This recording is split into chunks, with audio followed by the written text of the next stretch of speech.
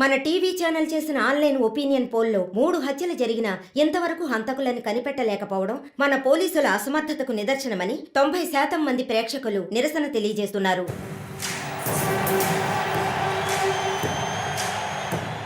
ప్రముఖ communist Shivanand, doctor Ramya, advocate Vishnu ఇలా వరుసగా హత్యలు జరుగుతున్నాయి. దీని గురించి ఒక అడ్వకేట్ గా మీ ఒపీనియన్ ఏంటో చెప్పండి. సార్, ఎవరో ఒకడు ముఖ్యమైన వ్యక్తుల్ని వరుసగా చంపుకుంటూ వస్తున్నాడు.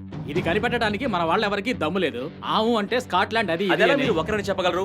ఒక గ్యాంగ్ చేసిందని అనుకోవచ్చు కదా. సార్, ఒక్కరో గ్యాంగో ఇప్పుడు ఆ విషయం అంత ముఖ్యమంటారా? లోకంలో ఉన్న సమస్యలే కాకుండా ఇదొక సమస్య. దీని గురించి అడుగుతుంటే పోలీస్ వాళ్ళు సరిగా సమాధానం చెప్పడం లేదు, అలాగే క్రైమ్ డిపార్ట్మెంట్ కూడా సరిగా స్పందించడం లేదు.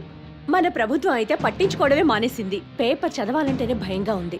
మీరు చెప్పేది కరెక్టే, కానీ ఈ సోషల్ మీడియాలో ఈ ఫేస్బుక్, వాట్సాప్ అంటూ తరువాత ఇతన్నే హత్య చేయబోతున్నాడని వారి ఇష్టానికి ఫోటోలు పంపుతూ ప్రతి ఒక్కరిని భయభ్రాంతులకు గురి చేస్తున్నారు. దీనికి మీరేమంటారు ప్రసన్న గారు? అన్ని టీవీలో నేనే మాట్లాడుతున్నానని, నన్నే చంపాలని, నన్నే ట్యాగ్ చేసి ట్వీట్ చేస్తున్నారు మీరొకరు. సోషల్ మీడియాలో వచ్చే వార్తల్ని మనం సీరియస్ గా తీసుకుంటే బ్రతకడం చాలా కష్టం సార్.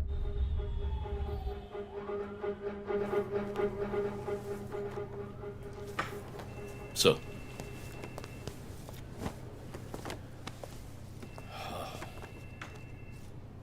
రంజిత్, వాడి నెక్స్ట్ టార్గెట్ నువ్వే అని ఎలా చెప్పగలుగుతున్నావు?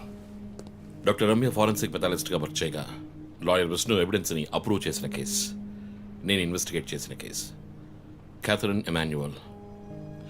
ఆ కేసు మన బ్రాంచ్కి మెయిన్గా అసైన్ అవ్వడానికి కారణం శివానంద్ కేసు వేసి పోరాటం చేయడమే.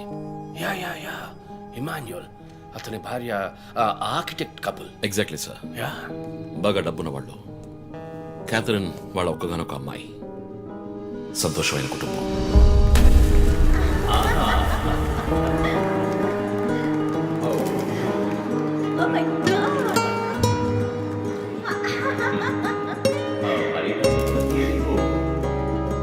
ఆ ఇంట్లో ఓ పనివాడు ఉండేవాడు, పేరు మరియదాసు. పనివాళ్ళ కాకుండా కుటుంబంలో ఒకడిగా కలిసిపోయాడు. వంట పని చేయడం, ఇంటి పని చేయడం, క్యాథరిన్ని స్కూల్కి డ్రాప్ చేయడం అన్నీ వాడే చూసుకునేవాడు.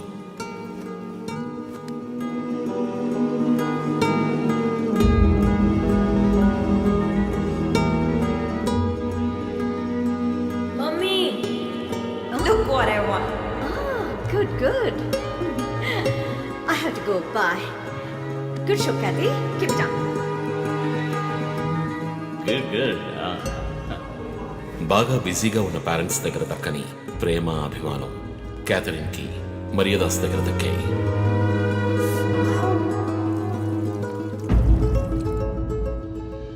కానీ ఒక్క రాత్రిలో ఆ కుటుంబం చిన్నాభిన్నమైపోయింది. క్యాథరిన్ హత్యకు గురైంది. మరియదాసు పరారయ్యాడు. ఇంట్లో ఉన్న డబ్బు, నగలు దొంగిలించబడ్డాయి. పోలీసులు మరియదాసుని సస్పెక్ట్గా డిక్లేర్ చేసి కేసు ఫైల్ చేశారు. వారం అయినప్పటికీ మరియదాస్ ఆచూకీ తెలియనందువల్ల విక్టిమ్ని పూడ్చిపెట్టి కేసు క్లోజ్ చేశారు. 2 వారాలు అంతా సర్దుమణిగింది. కానీ ఈ కేసులో ఏదో మర్మం ఉంది. నిజమైన హంతకుడిని కనిపెట్టలేదు అని మీడియాలో వార్తలు ప్రసారం అయ్యాయి. ప్రజలు ధర్నాలు చేశారు. మరియదాస్ కుటుంబం శివానంద్ని మీట్ అయ్యి రిక్వెస్ట్ చేసినందువల్ల హైకోర్టులో ప్రజా ప్రయోజనం వ్యాజ్యం వేసి కేసుని రీఓపెన్ చేయించారు. హైకోర్టు ఆర్డర్తో ఒక స్పెషల్ ఇన్వెస్టిగేషన్ టీం నా నాయకత్వంలో ఏర్పాటైంది. నేను క్యాథరిన్ బాడీని ఎగ్జ్యూమ్ చేసి రీపోస్ట్ మార్టంకి ఆర్డర్ చేశాను. కానీ కేసు సాల్వ్ చేయడానికి ముఖ్యమైన ఎవిడెన్స్ అయిన మర్డర్ వెపన్ మాకు దొరకలేదు.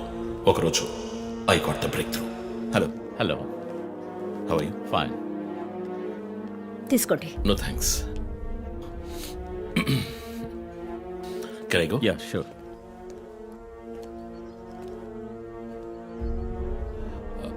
ఓ, మీరు గోల్ఫ్ ప్లేయరా? Yes sir. ఏ క్లబ్లో ఆడుతున్నారు? గచ్చిబౌలి క్లబ్లో. నేను race club player. Just beginner. మీ అంత కాదులేండి. అడిగిన ప్రశ్నలకు మాత్రం ముక్తసరిగా సమాధానం చెప్పారు. కూతుర్ని పోగొట్టుకున్న దుఃఖంలో ఉన్నారని నేను పెద్దగా పట్టించుకోలేదు. అప్పుడే ఒక విషయం గమనించాను. ఒక గోల్ఫ్ కిట్లో 16 క్లబ్బులుంటాయి. అన్నీ ఇంచుమించు ఒకేలాగుంటాయి. ఒకే ఒక్క క్లబ్ తప్ప. అదే పట్టర్. హోల్ దగ్గరున్న బంతిని కొట్టడానికి యూజ్ చేసే క్లబ్. ఇమాన్యువల్ దగ్గరున్న కిట్లో ఆ పట్టర్ కొత్తదిగా ఉంది. క్యాడీ దగ్గర మాట్లాడిన దాన్ని బట్టి ఇమాన్యువల్ హత్య జరిగిన 2 వారాల తర్వాత ఒకే ఒక్కసారి మాత్రం గాల్ఫ్ ఆడడానికి వచ్చినట్టుగా తెలిసింది.